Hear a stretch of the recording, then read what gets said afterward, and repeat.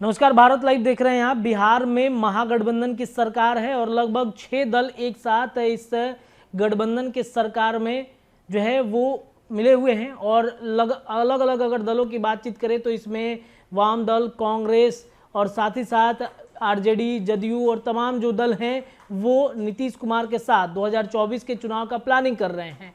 लेकिन 2024 के चुनाव के प्लानिंग के ठीक पहले वाम दलों ने जो स्थिति अपनी सीट शेयरिंग को लेकर के बताई थी कि कम से कम 6 से 7 सीट या 8 सीट तक वाम दलों का मांग है और इस सीट पर कोई समझौता हम नहीं कर सकते हैं। ऐसे में सीट शेयरिंग के मामले पर क्या महागठबंधन की सरकार में भी टूट देखने को मिलेगा? जिस प्रकार इंडिया गठबंधन में सीट शेयरिंग के मामले पर अभी जदयू के तरफ से कोई भी बयानबाजी नहीं आ रहा है। हालांकि राजद लगातार इस बात को कह रहा है कि इंडिया गठबंधन में सीट शेयरिंग का मामला जो है वो अब क्लियर हो चुका है, लेकिन महागठबंधन में सीट शेयरिंग के मामले पर कहीं ना कहीं दांव फंसता हुआ नजर आ रहा है।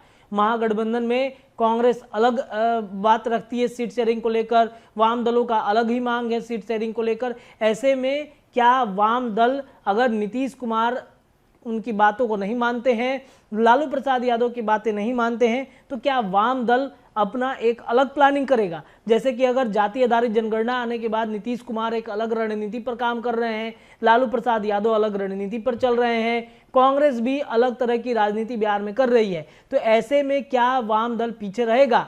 वाम दल भी पीछे नहीं है। वाम दल ने एक बड़ा आंदोलन जो है उसका ऐलान कर दिया है। पटना की धरती पर वाम दलों का एक बड़ा आंदोलन जो है वो होने जा रहा है। वो कब होगा तो आपको बता दें कि 2 नवंबर को वाम दलों के द्वारा बिहार की राजधानी पटना के गांधी मैदान में एक आंदोलन किया जा रहा है। भाजपा हटाओ देश बचाओ।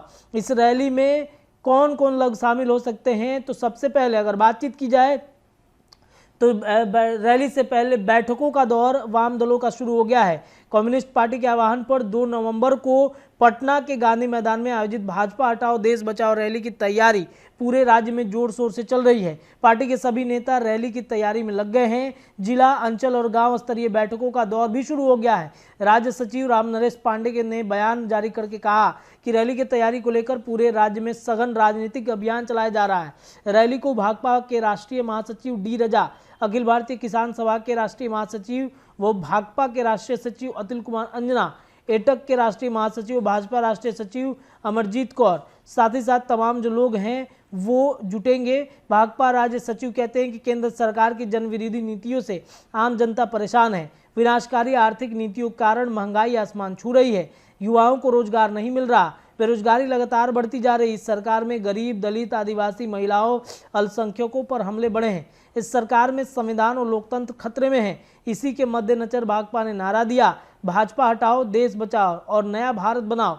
इसी नारों को लेकर भाकपा जनता के बीच जाएगी और केंद्र सरकार की नाकामियों से जनता को अवगत कराएगी। और अगली कड़ी में 2 नवंबर को गांधी मैदान में रैली में पूरे राज्य से 3 लाख से ज्यादा पार्टी कार्यकर्ता भाग लेंगे। भाकपा राज्य की जनता से राजनीतिक अभियान में बढ़ चढ़ कर हिस्सा लेने की अपील की है। तो वाम दलों का अलग रणनीति तैयार हो रहा है। 2 नवंबर को 2024 के चुनाव की बिगुल वाम दलों के द्वारा फूंक दी जाएगी। भाजपा हटाओ देश बचाओ जो नारा इंडिया गठबंधन की तरफ से भी दिया जाता रहा है, ऐसे में जो वाम दल है वो इसकी तैयारियों में जुट चुका है। फिलहाल इसका इतना ही।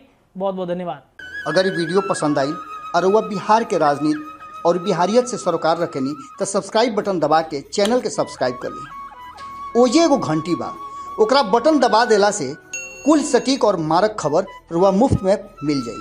अगर रुआ पत्रकारिता के हमनी के नया प्रयोग में सहयोग कर चाहतानी तो ज्वाइन बटन दबा दी। पेटीएम नंबर नोट कर ली 9386816700। धन्यवाद।